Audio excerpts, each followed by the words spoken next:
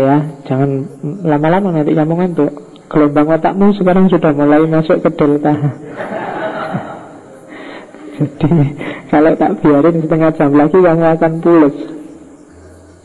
Oke ya, katanya Armstrong, whatever conclusion we reach about the reality of God, the history of this idea must tell us something important about the human mind and the nature of our aspiration.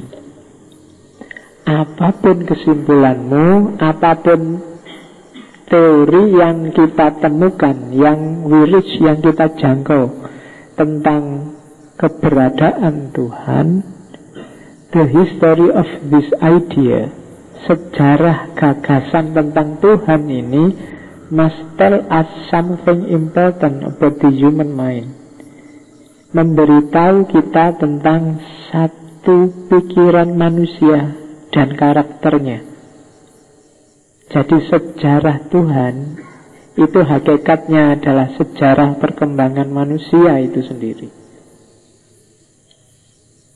Jadi historisitas Tuhan itu hakikatnya adalah historisitas perkembangan manusia itu sendiri. Kalau kepingin ngerti sejarahnya, kebertuhanannya Islam Indonesia, pelajarilah Tuhannya orang Islam Indonesia, bagaimana evolusi gagasan tentang Tuhan di Indonesia. Itulah sejarah pikirannya manusia Indonesia. Tuhan dipersepsikan sebagai A, sebagai B, sebagai C. Di balik itu ada timbunan sejarah yang bisa kamu bongkar. Ya kayak tadi loh, ternyata Tuhan yang punya kaisar langit, yang punya anak banyak, punya dewa kecil-kecil banyak, itu imbas dari sistem kerajaan.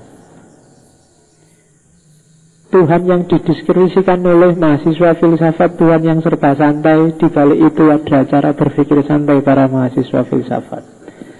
Tuhan yang serba kaku, serba ngamuan dari mahasiswa hukum, dari mahasiswa syariah, di balik itu ada cara berpikir hukum mahasiswa syariah. Jadi makanya tadi saya bilang, coba sih sekarang deskripsikan Tuhan menurutmu. Di balik itu ada kamu sebenarnya. Makanya ada filosof Helenisme era Romawi yang bilang bahwa seandainya kuda punya Tuhan, maka Tuhannya juga jenisnya kayak kuda. Ya kan? Sekarang saya yakin 100% di kepalamu yang seandainya dipaksa menggambarkan bentuknya Tuhanmu kan juga kayak manusia.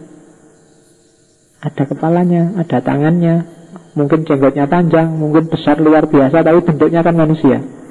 Ayo, bentuknya kan pasti manusia. Enggak mungkin di luar gambaranmu tentang yang bukan manusia.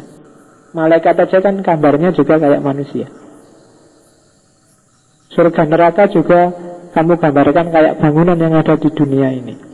Siratal Mustaqim ya paling kayak jembatan kerak atau jembatan Kaliotak atau jembatan Sayegan, hanya saja jembatannya kecil, kan itu aja. Di balik imajinasi metafisik agama sebenarnya ada kamu. Di level apa dirimu sekarang berada. Itu yang dimau oleh Karen Armstrong.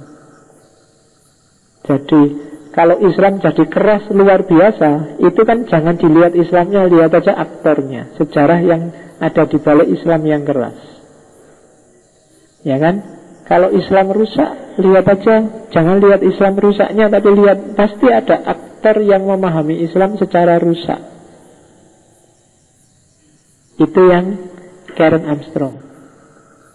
Jadi, whatever conclusion we reach about the reality of God, the history of this idea must tell us something important about the human mind.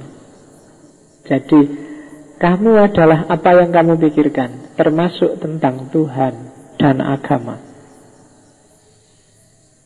Temanmu yang lain juga begitu.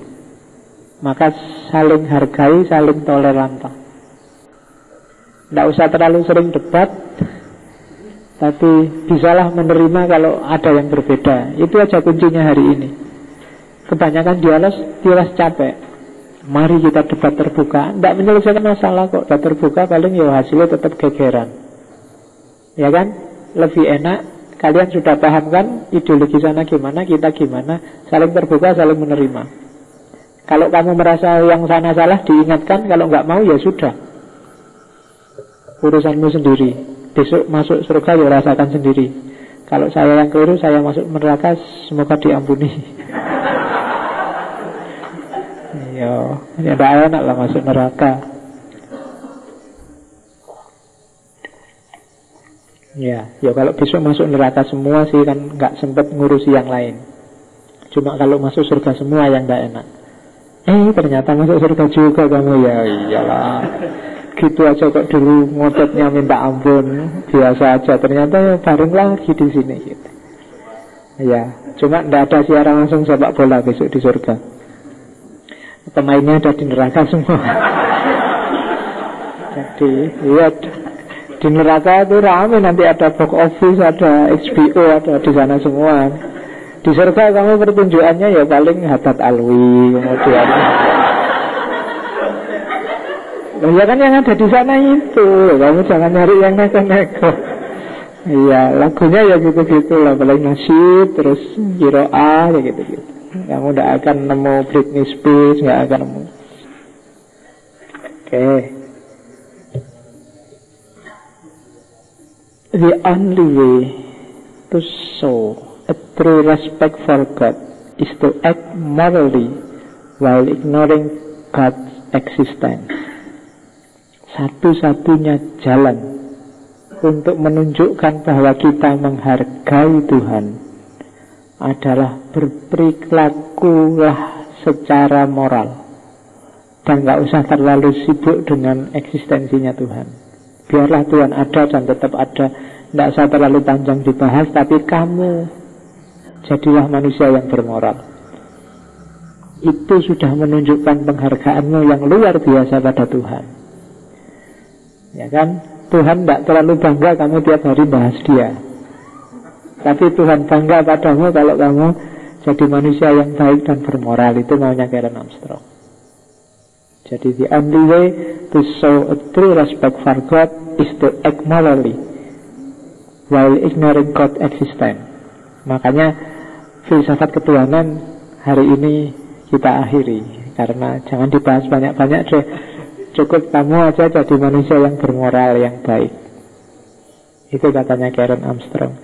Kenapa sih? Karena ternyata yang bulat belajar filsafat ketuhanan itu tidak intel. Kenapa kok tidak simpel? Karena kalau katanya Einstein, kenapa filsafat ketuhanan itu tidak simpel? Karena kita tidak paham. Apapun kok rasanya bulat atau ruwet, itu bukan karena sesuatunya yang ruwet, tapi karena kita yang tidak paham. Jadi jangan disalahkan objeknya, salahkan dirimu yang tidak paham. Jadi katanya Einstein begitu. Jadi whatever is not simple, it means that you are not understand. Kok kamu belajar filsafat, Pak? Filsafat itu jelimet bulat. Bukan filsafatnya yang jelimet bulat, kamunya yang tidak paham. Kan cuma itu. Buktinya orang lain bisa memahami filsafat. Oke, kita membahas Tuhan sudah selesai.